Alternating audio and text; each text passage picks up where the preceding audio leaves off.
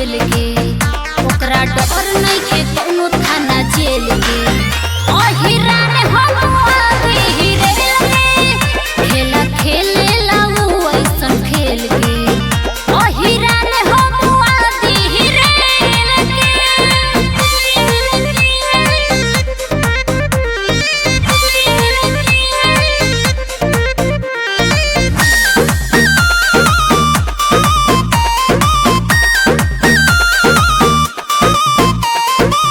हमार लभर हो तोरो से रंगदार रे, मार दी गोली हो भेजा में यार पार रे।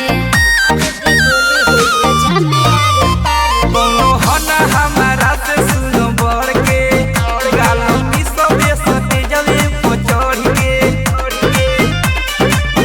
झूठो बात तू बढ़ावे ल झमेल के, ओकरा डर नहीं के कोनो थाना जेल के। अहिरा ने हम आगे हिरेल के, खेला खेले लाऊ ऐसन खेल के। अहिरा ने हम आगे हिरेल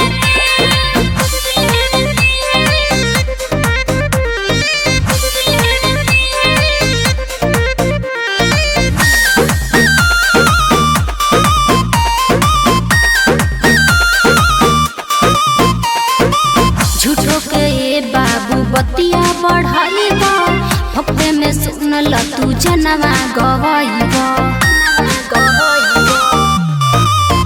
कहतानी की मान जोते बात रे।